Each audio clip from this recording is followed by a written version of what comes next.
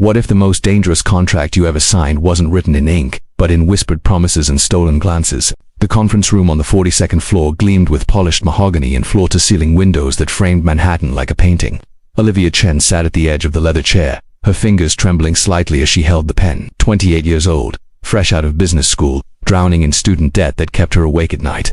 This contract, this ridiculous too-good-to-be-true contract, was supposed to be her salvation. Chief Marketing Officer at Meridian Consulting. 6 figures, stock options, a corner office with a view that made her dizzy. She should have known better. She really should have. The pen scratched against paper, her signature flowing across the dotted line with the same careful precision she'd used on every important document in her life. Lease agreements, college applications, her mother's hospital discharge forms, back when the cancer was still something they thought they could fight. Each signature had meant something, changed something, locked her into a path she couldn't quite see the end of. But this one felt different. Maybe it was the way Alexander Meridian watched her from across the table, his steel-gray eyes tracking the movement of her hand with an intensity that made her skin prickle. Maybe it was the slight smile playing at the corner of his mouth, like he knew something she didn't, like this wasn't just a hiring, like she'd just agreed to something far more binding than employment. "Welcome to the family," he'd said, and the word family hung in the air with a weight that felt almost physical. That was 6 months ago. 6 months that felt like 6 years, or maybe 6 minutes, depending on which memory she allowed herself to revisit. Time had become elastic, unreliable. Ever since she'd walked through those glass doors and into a world that operated by rules she was only beginning to understand. The work itself was everything they'd promised. Challenging, creative, exactly the kind of high-stakes problem-solving that made her feel alive. She'd orchestrated campaigns that shifted markets, pitched strategies that made board members lean forward in their seats, hungry for more. She was good at it, better than good. Alexander made sure she knew it too, appearing at her office door at unexpected hours with that trademark smile, offering praise that felt like sunlight breaking through clouds. "You think differently than everyone else here," he'd told her one evening, both of them alone in the office as the city lights flickered on below. "That's why I chose you. Chose, not hired. Chose." The compliments came with lingering looks.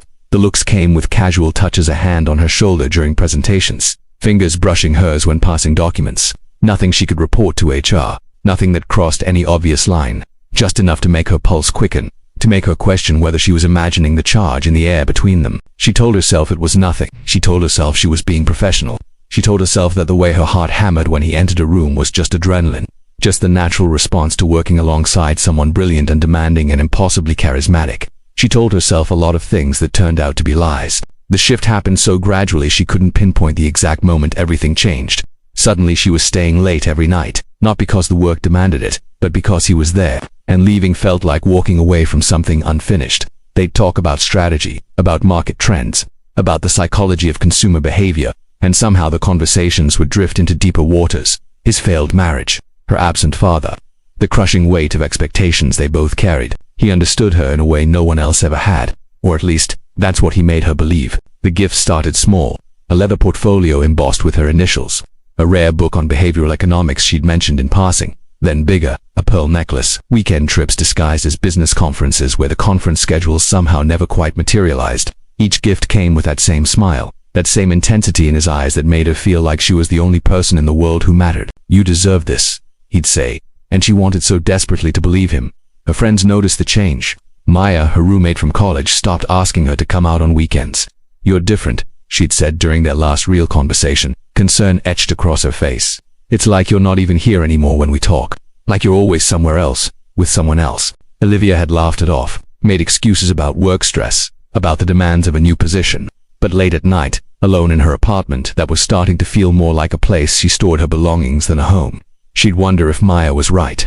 Wonder when she'd stopped recognizing herself in the mirror. The contract she'd signed had been for employment, yes, but somewhere along the way, without even realizing it, she'd signed something else entirely. Something written not in legal language but in the space between words, in expectations unspoken, in the gradual erosion of boundaries she'd once thought were unshakable. It wasn't until the night of the company gala, when she saw Alexander's wife for the first time, elegant, composed, wearing a smile that didn't reach her eyes, that Olivia understood the true nature of what she'd walked into. The way the woman looked at her wasn't with surprise or jealousy. It was with something worse, recognition, pity, almost, like she was looking at a photograph of herself from 20 years ago, like Olivia wasn't the first and probably wouldn't be the last. Standing there in a dress Alexander had insisted she buy, wearing jewelry he'd chosen, surrounded by colleagues who exchanged knowing glances when they thought she wasn't looking, Olivia felt the ground shift beneath her feet. The contract she thought she'd signed, the simple exchange of her skills for compensation, had transformed into something far more complex, far more consuming. She'd become entangled in something she couldn't name, couldn't escape without destroying everything she'd worked so hard to build: her reputation, her career, her sense of self. And the worst part, the part that kept her awake that night, staring at the ceiling as the city hummed outside her window, she still wasn't sure she wanted to escape. Because somewhere in the twisted architecture of their relationship, in the spaces between professional and personal, between choice and manipulation, something had taken root, something that felt dangerously close to need. The next morning, she'd find an envelope on her desk. Inside, another contract, but this one wouldn't be about employment at all. The envelope was cream-colored expensive paper that whispered quality when she touched it. No company logo, no return address, just her name written in Alexander's distinctive handwriting. The letters slanted and confident like everything else about him. Olivia stood frozen in her office doorway, briefcase still in hand, morning coffee growing cold in her other palm. The city stretched out behind her through the windows, indifferent and magnificent. 8 million people going about their lives while hers seemed to narrow to this single moment, this single piece of paper. She didn't want to open it. She had to open it. Inside a single sheet, an address in the Hamptons, a date this coming weekend, and beneath it, 3 words that made her stomach twist: just us, please. No explanation, no context, just an invitation that felt like a command, wrapped in the gentlest possible language. The please at the end somehow made it worse, more manipulative, because it gave her the illusion of choice while they both knew the truth. Saying no to Alexander Meridian wasn't really an option anymore, not when he held her career in his hands like a chess piece he could sacrifice or protect depending on her next move. She crumpled the note and threw it in the trash. Then, 20 minutes later, retrieved it, smoothing the wrinkles against her desk with trembling fingers. The week crawled by with excruciating slowness. She threw herself into work with manic intensity, staying later than necessary, reviewing presentations until the words blurred together. Anything to avoid thinking about what the weekend might mean, what line she was about to cross, what version of herself she'd leave behind when she returned. If she returned. Alexander kept his distance, which was somehow worse than his usual attention.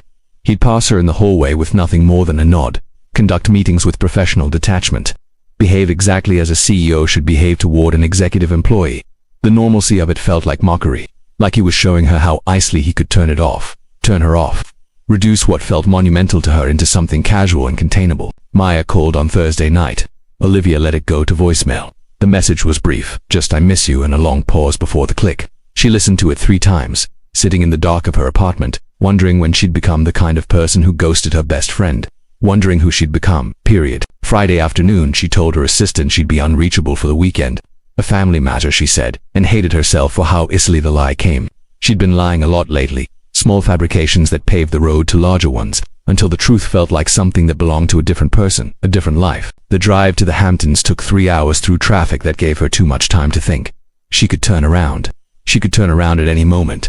The thought played on repeat, a mantra that lost meaning with each repetition because her hand stayed on the wheel, her foot stayed on the gas, her body moved forward even as her mind screamed caution. The house was exactly what she'd expected and somehow worse for it. Modern, minimalist, all glass and clean lines perched on a cliff overlooking the ocean. Beautiful in a way that felt calculated, designed to impress, to seduce, to make whoever entered it feel small and grateful for the privilege of being there. She sat in her car for 10 minutes after arriving, watching the waves crash against rocks below, gathering courage, or maybe saying goodbye to something she couldn't quite name. Alexander answered the door in jeans and a white linen shirt, barefoot, looking more relaxed than she'd ever seen him. Almost vulnerable, if someone like him could ever truly be vulnerable. "You came," he said, and there was something in his voice, relief, maybe, or surprise, that made her realize he'd actually doubted she would.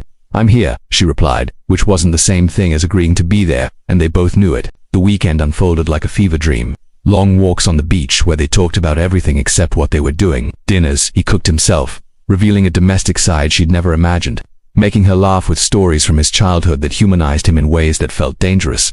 Wine that loosened her carefully maintained guard. Moments of silence that stretched between them, heavy with unspoken possibility. He never pushed. That was the insidious thing. He never demanded or pressured or crossed any physical line. She didn't invite him to cross. He just existed near her, close enough to make her hyper-aware of every breath, every movement, creating a tension that felt like standing on the edge of a cliff waiting to either jump or be pushed. On Saturday night, standing on the deck under stars that seemed too bright to be real, he finally broke the careful dance they'd been performing.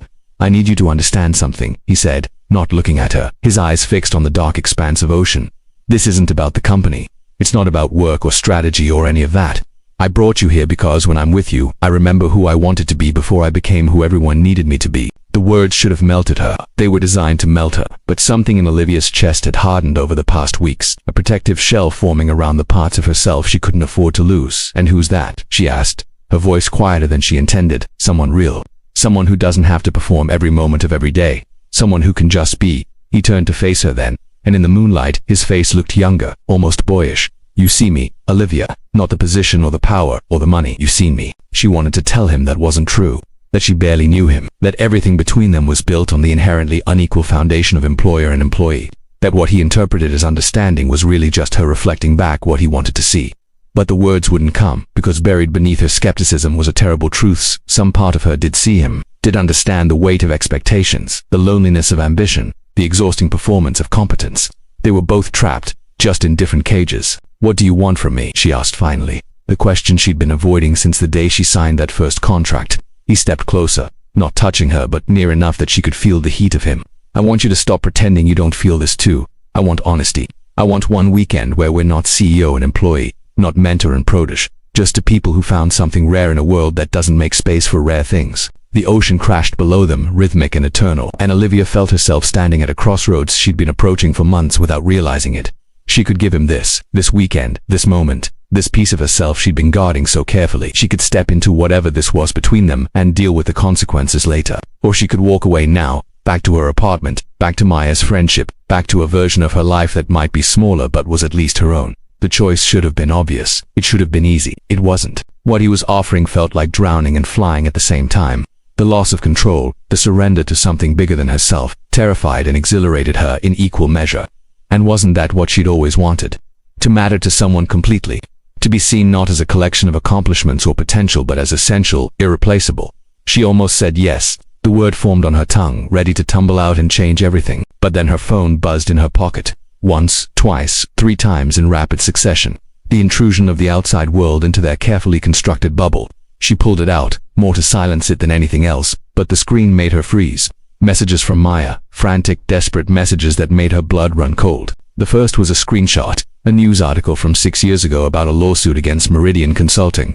Sexual harassment, abuse of power. A young associate named Jennifer Santos who'd accused Alexander of systematic manipulation, of using his position to coerce a relationship, of destroying her career when she tried to end it. The case had been settled quietly, buried under NDAs and corporate legal maneuvering. The second message was a photo of another woman, beautiful and professional, standing in what looked like the same house where Olivia stood now. Same deck, same ocean view, different year.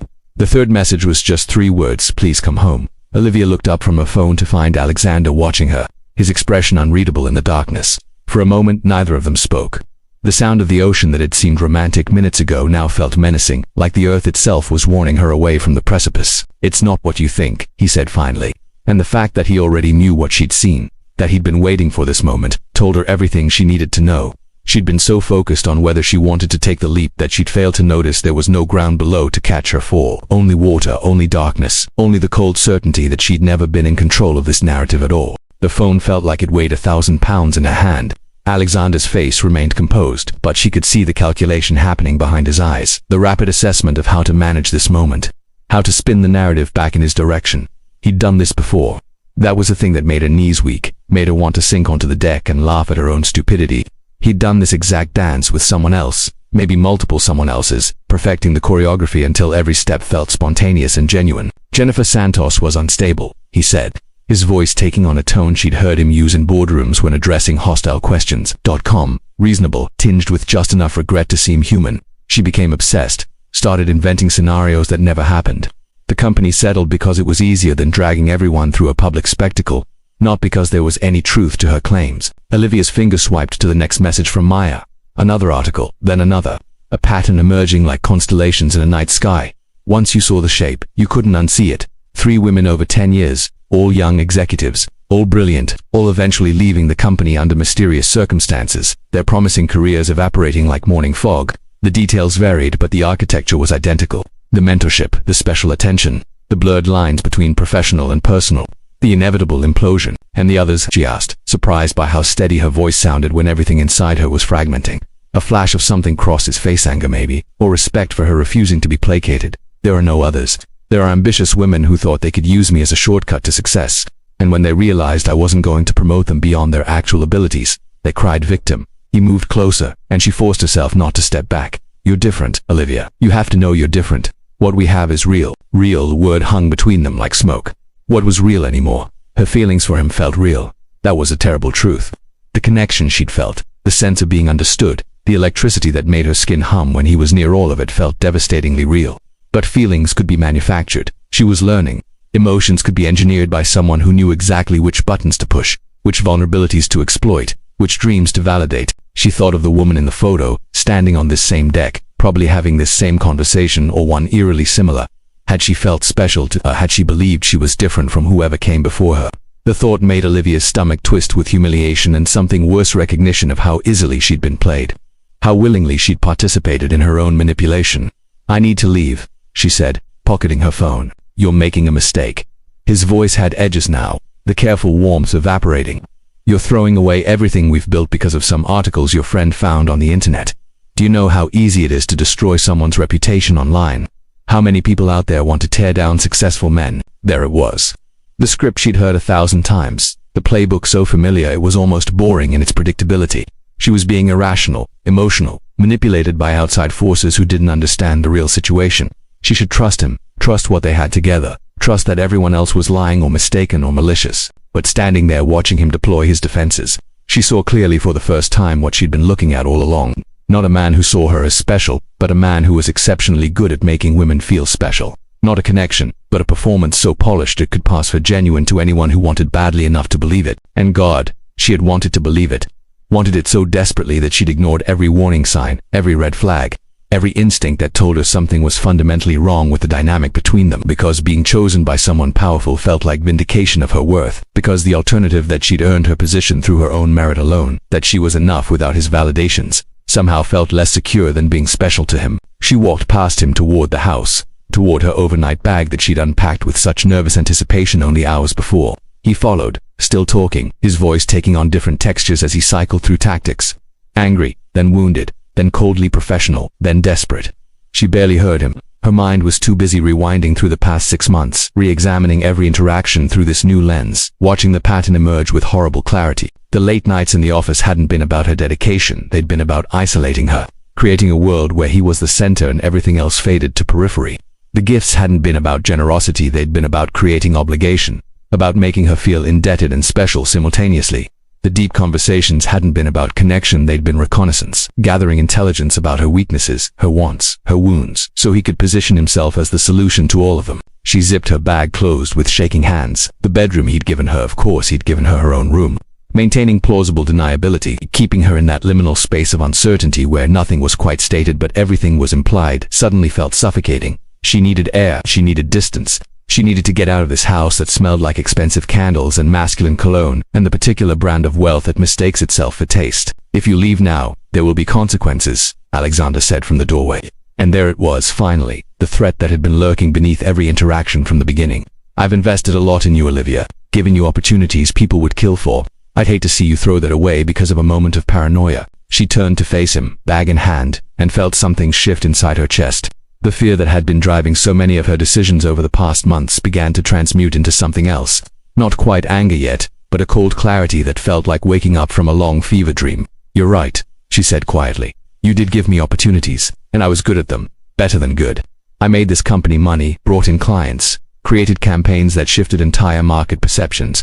I earned my place here. His expression flickered, and she saw him recalculating again, trying to figure out which version of himself to deploy next. But you made me believe I only deserved that place because you chose me. That without your special attention, your mentorship, your validation, I was nothing. That my worth was tied to being exceptional to you rather than just exceptionally good at my job. She moved toward the door, and he stepped aside, seeming almost surprised by his own compliance. That's the real manipulation, not the late nights or the gifts or even this weekend. It's making someone forget they were whole before you ever noticed them. The drive back to the city was a blur of headlights and highway lines and radio stations she couldn't quite tune in. Her hands gripped the steering wheel too tight, knuckles white, as if holding onto something solid could keep her from flying apart. The logical part of her brain was already spinning out the implications. Her job was probably over. Her reputation in the industry might be damaged before she could control the narrative. The career she'd worked so hard to build was balanced on a knife's edge. dependent on the whims of a man she'd just rejected in a way that probably wouldn't sit well with his ego. But beneath the panic was something unexpected. Relief. The exhausting performance of being whoever Alexander needed her to be was over. The constant monitoring of her appearance, her availability, her emotional state, all calibrated to maintain his interest and approval, could finally stop. She could breathe without wondering if she was breathing wrong. She made it to her apartment building just as dawn was breaking, the city emerging from darkness in shades of gray and gold. Maya was asleep on her couch, phone still clutched in her hand, and the sight of her best friend waiting up made something in Olivia's chest crack open. She stood in the doorway of her own living room feeling like a stranger, like someone returning from a long journey to find everything familiar and alien at once. Maya stirred, opened her eyes, sat up quickly when she saw Olivia standing there. "Oh, thank God," she breathed. "I wasn't sure you'd actually come back." "I wasn't either," Olivia admitted, and then she was crying. Really crying for the first time since this whole thing began. Months of carefully controlled emotions spilling out in great shuddering sobs that left her gasping. Maya held her, didn't ask questions, just held her like she was something precious and breakable and worth protecting. When the tears finally subsided, leaving her hollowed out and strangely lighter, Olivia pulled back. "How did you know to look for those articles?" Maya's face was careful, worried. "I didn't, not at first, but you changed so much so fast, and I recognized the signs. My sister went through something similar with her boss a few years ago. Same pattern, the special attention, the isolation from friends. The way she started to doubt her own competence unless he validated it. When you mentioned his name, I just started digging." She paused. "I'm sorry if I overstepped. You saved me," Olivia said simply, "from something I didn't even fully realize I needed saving from." They sat in silence as the city woke up around them, and Olivia felt the full weight of what came next settling onto her shoulders. She'd have to face Alexander again, face the office, face the consequences of choosing herself over his carefully constructed fantasy. There would be battles ahead, professional and maybe legal, and she wasn't naive enough to think she'd win them all. But something had fundamentally shifted. The contract she'd thought she signed 6 months ago, the one that traded her skills for compensation, had been revealed as something far more sinister. A contract that would have claimed not just her time but her identity, not just her work but her worth, not just her present but her future. And she'd almost signed it willingly, desperately, grateful for the opportunity to belong to someone who seemed so sure of his own importance. Her phone buzzed. A message from Alexander. "We need to talk. Monday morning, my office." Not a request, a summons. The beginning of whatever came next. Olivia stared at the message, feeling the old fear try to reassert itself, the trained response to his authority. But beneath it, something new was growing. Not quite courage yet, but maybe its seed. The understanding that she'd survived the worst part already, the moment of waking up, of seeing clearly, of choosing to leave, even when staying felt safer. She typed back a single word, "No." Then she turned off her phone, leaned back against her friend's shoulder, and watched the sunrise paint her apartment walls gold. Thinking about contracts and choices and the difference between being chosen and choosing yourself, Monday morning arrived with the weight of an execution. Olivia dressed in her most severe suit, the charcoal one she'd worn to her final interview. Back when she still believed clothes could armor you against the world, her reflection in the bathroom mirror looked older than it had 6 months ago, or maybe just tired in a way that sleep couldn't fix. Maya had offered to stay home from work, to be there when Olivia returned, and the tenderness of that offer had almost broken her resolve. But this was something she had to walk into alone, carrying nothing but the truth and whatever courage she could scrape together from the wreckage of her illusions. The office felt different as she stepped off the elevator onto the 42nd floor. Same glass doors, same marble reception desk, same abstract art that cost more than most people's annual salaries. But the atmosphere had shifted, gone taut and watchful. Like everyone knew something she didn't. Colleagues who usually greeted her with warm familiarity suddenly found their computer screens fascinating.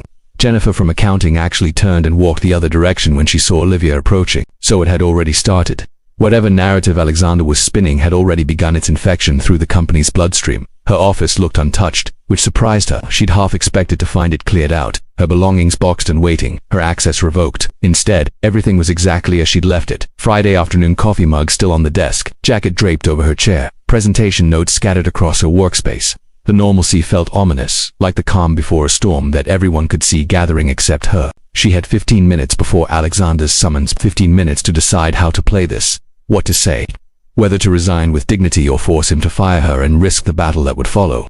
Her hands were steady as she powered on her computer, but her heart was a wild thing thrashing against her ribs. The email was waiting for her, sent Sunday night at 2 in the morning. Subject line, professional concerns, not from Alexander, from HR. Formal clinical language about inappropriate conduct, violation of company policy, concerns raised about her behavior at company events and her relationship with senior management. A meeting scheduled for Tuesday with the Director of Human Resources and the company's legal counsel. The implication clear. She was being investigated, not him. She was the problem that needed to be managed, contained, eliminated. Olivia read it twice, feeling something cold and clarifying settle into her bones. This was how it worked then. This was how powerful men protected themselves by preemptively destroying the credibility of anyone who might threaten their carefully maintained image. By the time she tried to tell her side of the story, she'd already be marked as unstable, unprofessional, a scorned woman inventing accusations to explain away her own failures. She opened a new browser window and began typing.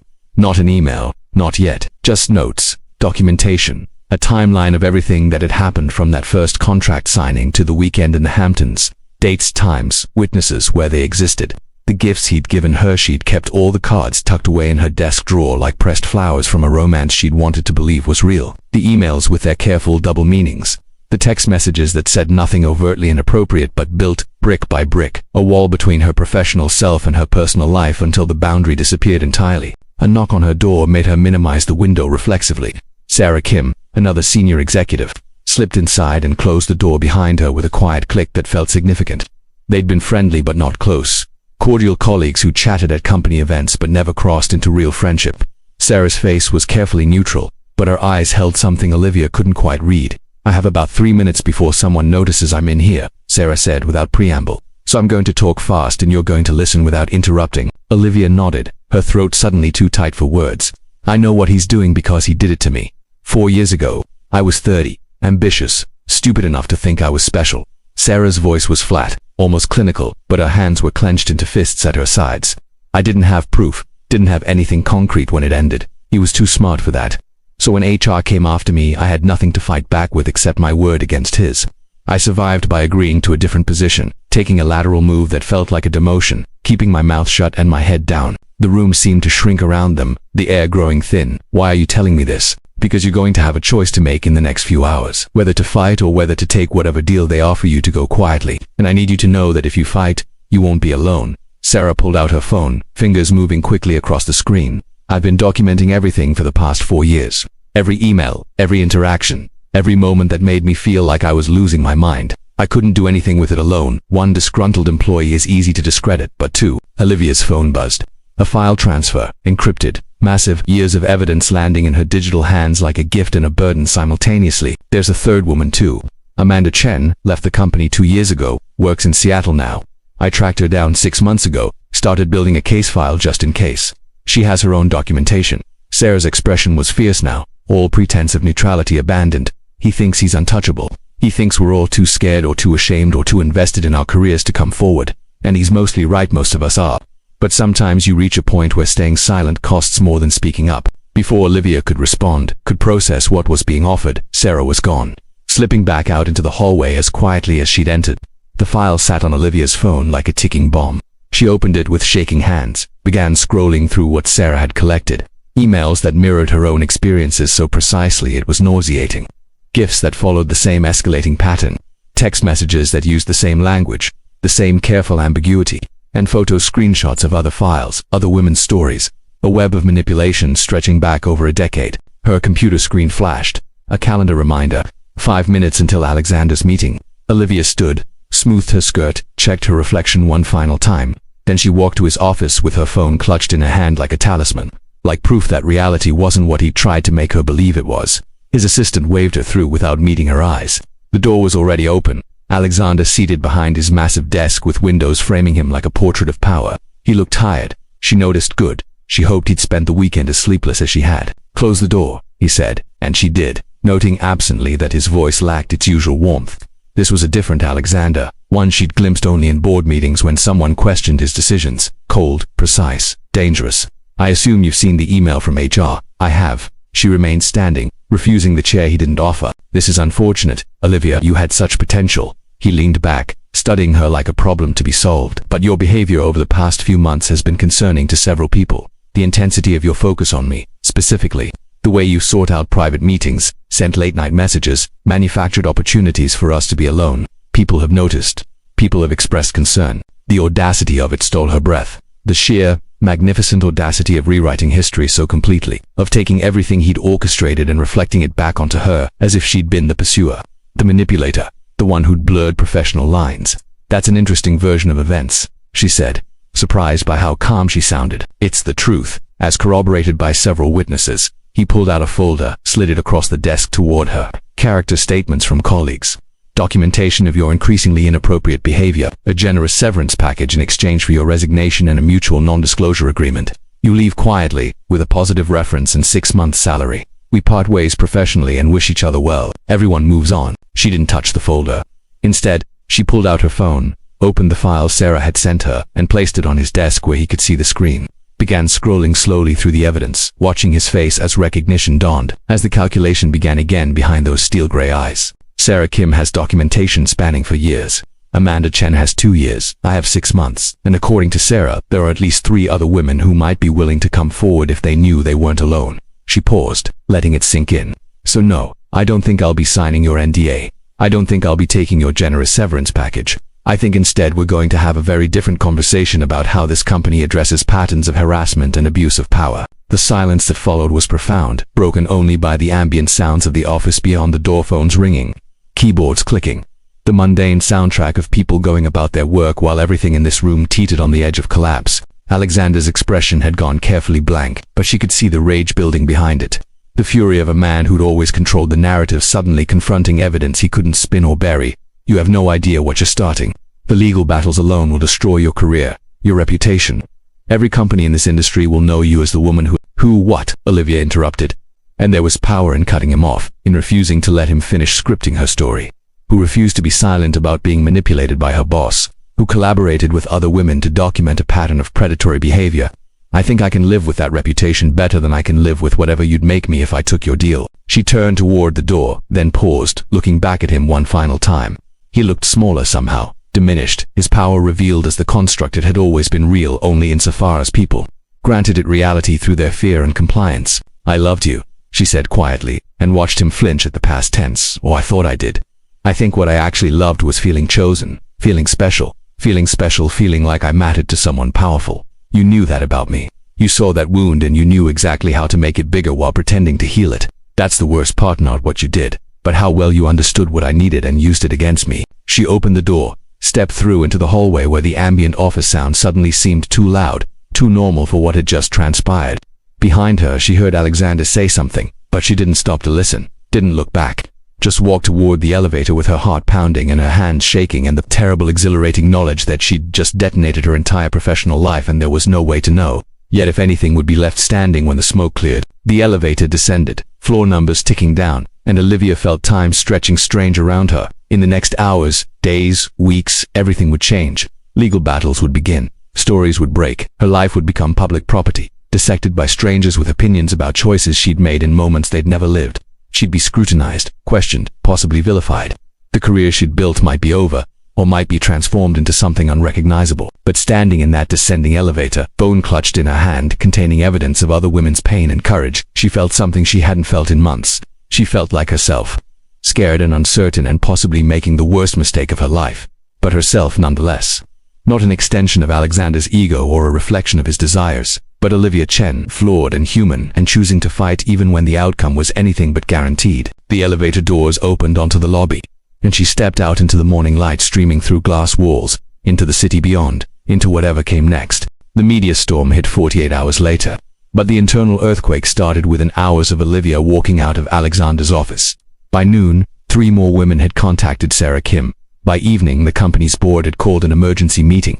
By midnight, legal teams were mobilizing on both sides, preparing for a battle that would define careers and destroy reputations regardless of who ultimately won. Olivia spent those first 72 hours in a strange fugue state, moving through her apartment like a ghost while her phone exploded with messages, calls, emails from journalists, lawyers, former colleagues picking sides in a war that hadn't been formally declared but everyone could sense gathering momentum. Maya had taken the week off work to be there, to answer the door when process servers came, to screen calls from reporters who'd somehow gotten Olivia's personal number, to make sure she ate something, anything, even when food tasted like cardboard and her stomach was a knot of anxiety that never fully loosened. The breaking point came on Wednesday evening. A knock on the door, not aggressive like the lawyers or insistent like the press, but tentative, almost apologetic. Maya checked the peephole and her expression shifted into something Olivia couldn't read. "You should see this," she said quietly. The woman standing in the hallway was mid-40s, expensively dressed, with a kind of bone-deep exhaustion that spoke to years of carrying weight no one else could see. It took Olivia a moment to place her, and when she did, the recognition hit like a physical blow. "Catherine Meridian, Alexander's wife. I know I have no right to be here," Catherine said before either of them could speak.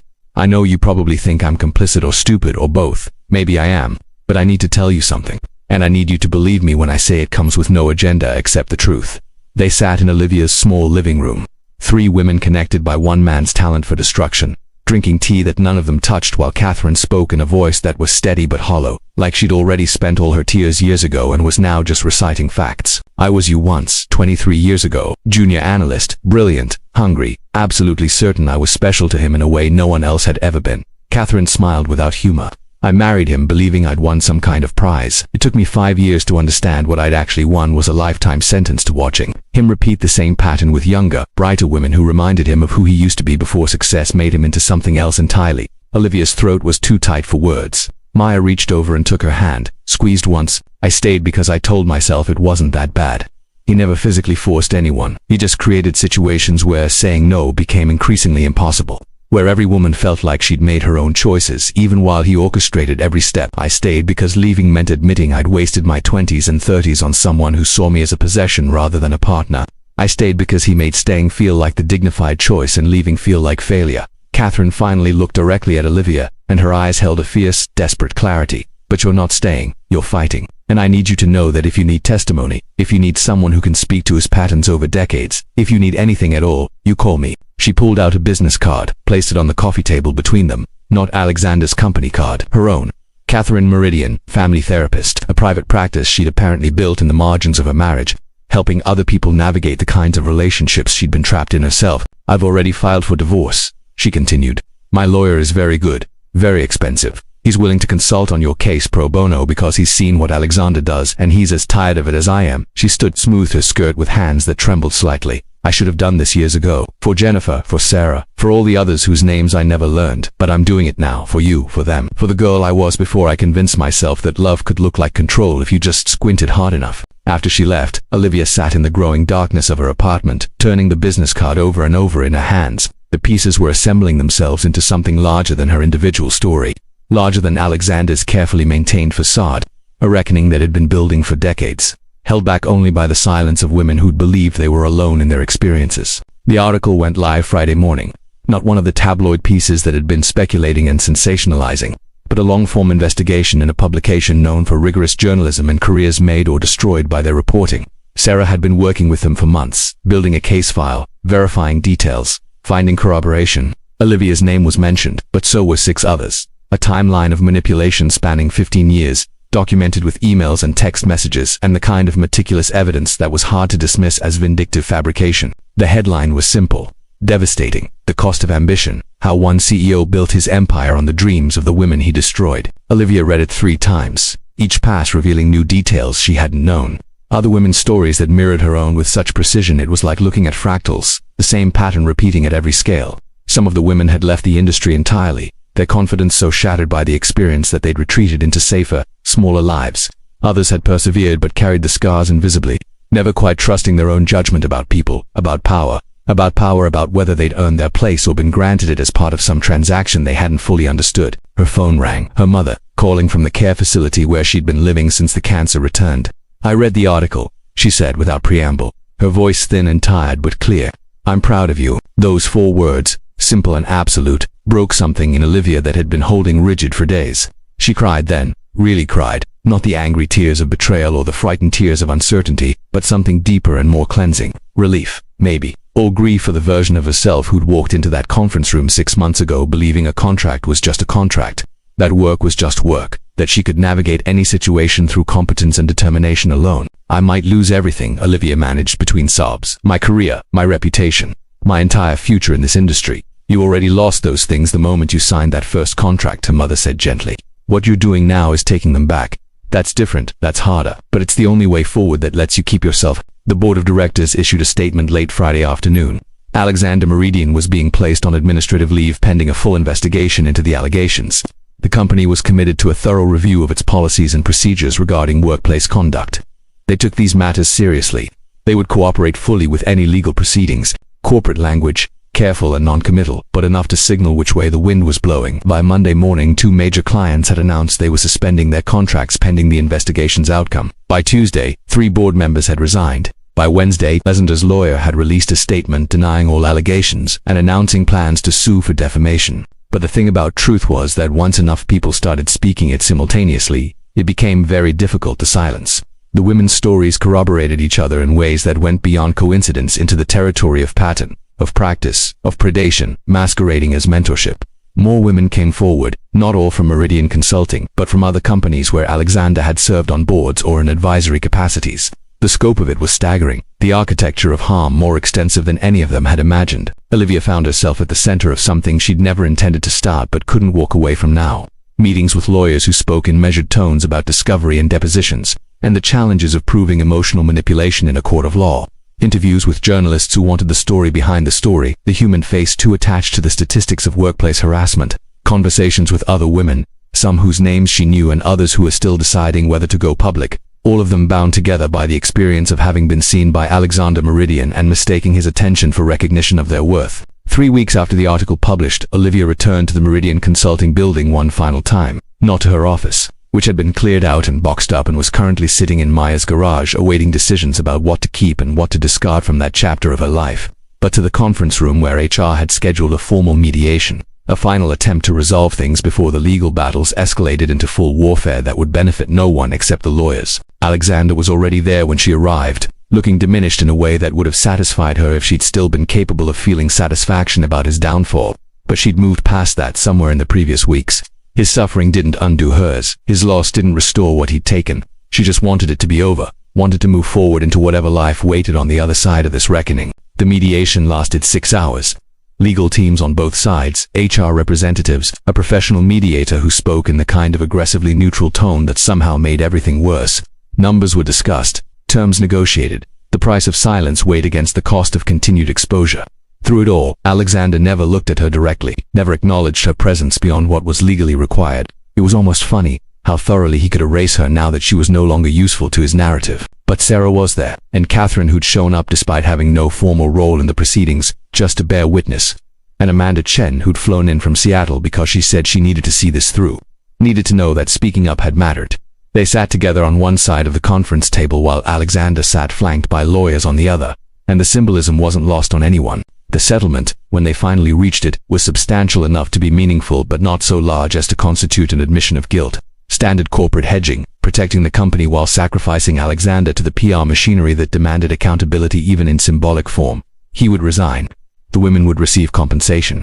Non-disclosure agreements would be mutual and limited. Everyone would move on, except they wouldn't, not really. Olivia knew that even as she signed the papers, even as the lawyers shook hands and began the process of dismantling months of built-up tension into legally binding documents, Alexander would move on to another company, another position, perhaps chastened but fundamentally unchanged. The industry would watch for a few months, then forget, distracted by the next scandal, the next crisis, and the women would carry what happened to them into every job interview, every new colleague relationship, every moment of professional success that would now always be shadowed by the question of whether they'd earned it or whether someone was granting it for reasons that had nothing to do with their competence. But that night, standing outside the building as evening settled over the city in shades of purple and gold, Olivia felt something shift. Not victory, exactly, not closure, but a kind of peace that came from knowing she'd chosen the harder path and survived it. She'd spoken truth when silence would have been easier. She'd stood with other women when standing alone would have been safer.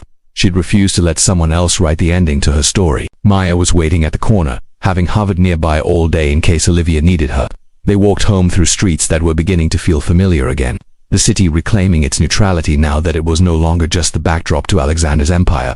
And Olivia thought about contracts, about all the ways people bind themselves to each other through words and signatures and unspoken expectations, about how the most dangerous agreements were the ones you didn't realize you were making until you were already locked in and searching for the exit. She'd thought she was signing a contract for a job. What she'd actually signed was an invitation to forget herself, to become whatever someone else needed her to be in exchange for the illusion of being chosen. But she'd found her way back. Scarred and wiser and carrying losses she'd be calculating for years to come, but back nonetheless, back to herself. Back to a life that was hers alone to define and that, finally, felt like enough. 6 months later, Olivia stood in a different conference room in a different building, looking out at a skyline that was the same but somehow felt entirely changed. The view from the 23rd floor of the nonprofit's headquarters wasn't as dramatic as the one from Meridian Consulting, but it was hers in a way that previous office never had been.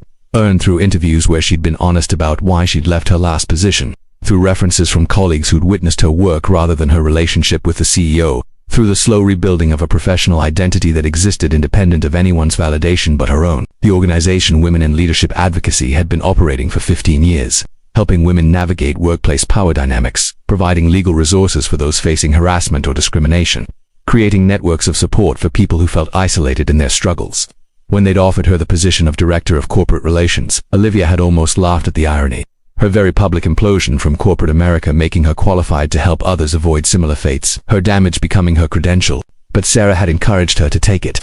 You understand now what most people spend their whole careers never quite grasping: how power operates in the shadows, how manipulation disguises itself as opportunity, how easy it is to lose yourself when someone powerful decides to make you their project.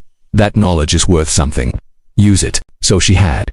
The work was harder than anything she'd done at Meridian, less glamorous and far less lucrative, but it was real in a way that her previous success had never been. The women she counseled, the cases she helped build, the policies she pushed corporations to adopt, all of it mattered in ways that marketing campaigns for luxury brands never had. She was making less money, working longer hours, and somehow felt wealthier than she had, surrounded by the trappings of corporate achievement. The settlement money had helped. She'd used part of it to pay off her student loans. That weight she'd been carrying since graduation finally lifted. Another portion went to her mother's care, ensuring she had access to the best facilities, the most attentive staff, the kind of end-of-life support that let her maintain dignity even as her body failed. The rest Olivia had donated to organizations doing work similar to what she now did herself, spreading the compensation around so that her individual pain might fund collective healing. Alexander had landed on his feet, as men like him usually did. A consulting position with a firm in Los Angeles, far enough from New York to feel like a fresh start. Prestigious enough that his reputation had survived mostly intact for those willing to overlook or rationalize what had happened. The news had stung when she first heard it, the injustice of his continued success while she rebuilt from rubble.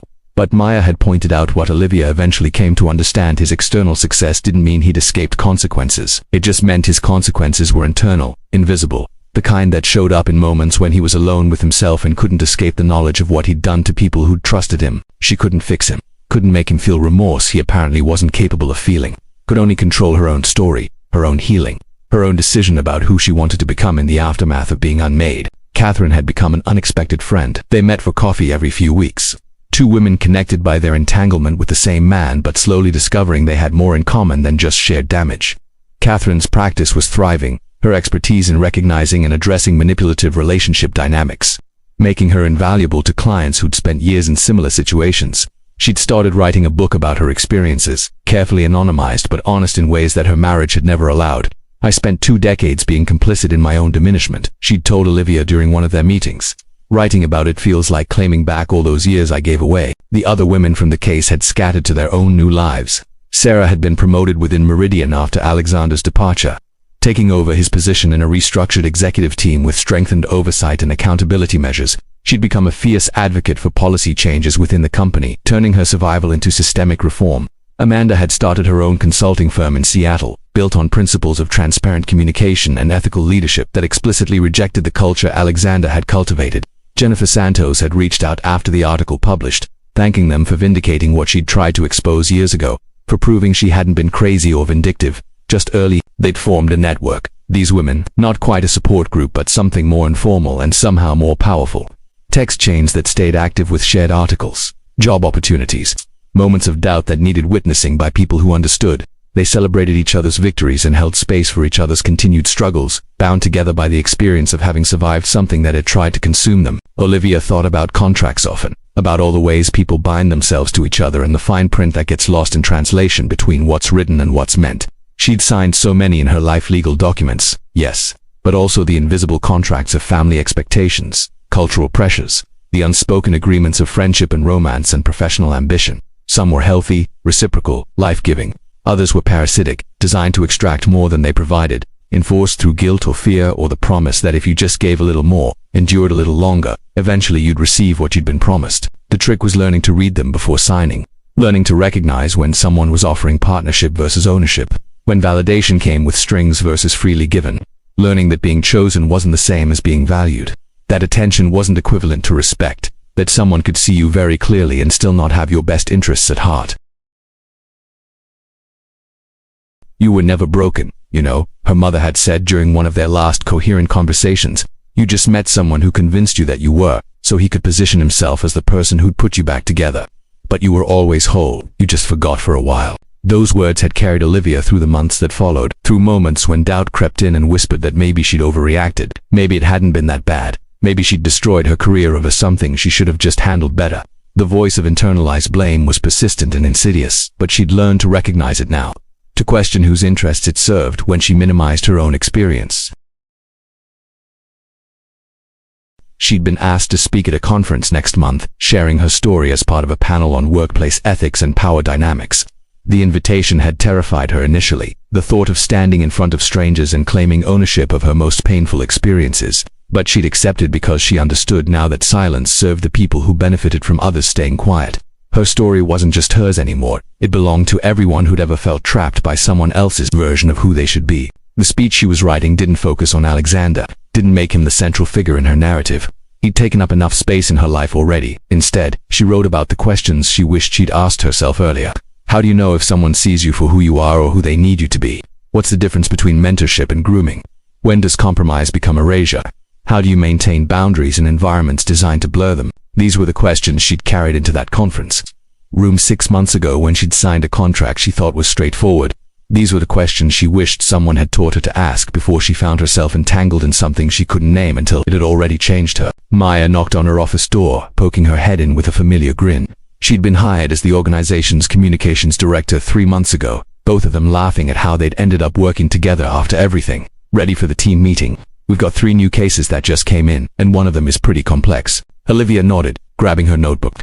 As she followed Maya down the hallway, passing offices where other women worked on other cases, other stories of survival and resistance, and the messy work of reclaiming power after it had been taken, she felt something she hadn't expected to feel again. Purpose, not the manufactured sense of importance.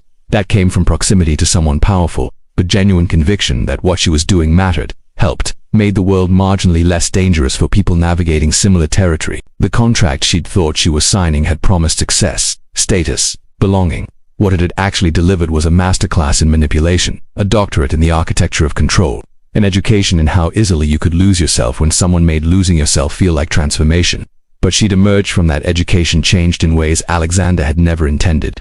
Stronger not because she'd endured, but because she'd refused to let endurance define her. Wiser not because she'd been damaged, but because she'd done the work of understanding how the damage occurred so she could help others avoid it. That evening, walking home through streets that had witnessed every stage of her unraveling and rebuilding, Olivia thought about the woman she'd been in that conference room signing her first contract, so hungry for validation, so certain that being chosen by someone important made her important by extension. She felt tender toward that younger self, protective of her innocence even as she understood it had made her vulnerable. She couldn't go back and warn her, couldn't tell her to read the fine print, to trust her instincts, to understand that the most dangerous contracts were the ones you didn't realize you were signing. But she could honor that woman's experience by refusing to minimize it, by speaking honestly about what had happened and why it had happened and what it cost. She could transform her individual pain into collective warning, her private shame into public testimony. The question that had driven her into Alexander's orbit, what would it take to prove she was enough, to earn recognition, to matter, had been answered in the most unexpected way. Not through achievement or validation or someone powerful declaring her worthy, but through the simple, radical act of choosing herself even when that choice looked like professional suicide. Through standing with other women and discovering that solidarity was its own kind of power. Through learning that mattering didn't require anyone else's permission or confirmation. The sunset painted the buildings gold and crimson, the city beautiful in its indifference to individual dramas of loss and recovery. Somewhere out there, other women were signing contracts they didn't fully understand, entering situations that would challenge their sense of self, navigating power dynamics that would test their boundaries and blur their judgment. She couldn't save them all, couldn't prevent every manipulation or warn against every charismatic person with questionable intentions. What she could be here when they needed someone who understood, could offer the truth she'd learned through experience, that romance can look like professional opportunity, that contracts can be written in whispered promises and lingering looks, that the most dangerous thing you can sign away is your belief in your own worth, and that no matter how entangled you become, no matter how impossible escape seems, there's always a choice. It might be a hard choice, a costly choice, a choice that feels like losing everything, but it's yours to make. And making it, claiming that agency even when the outcome is uncertain, is how you find your way back to yourself. These were the questions Olivia carried now, not as wounds but as wisdom. And as the city lights began to flicker on, and the day transitioned into evening, she walked toward home knowing that whatever contracts awaited her in the future, she'd learned to read them properly. She'd learned what her signature was worth, and she'd never again mistake someone else's desire to possess her for recognition of her value. The ending had never been about him at all. It had always been about her, about the woman she'd been, the woman she'd almost become, and the woman she'd chosen to be instead. That choice, that fundamental, terrifying, liberating choice was the only contract that had ever really mattered.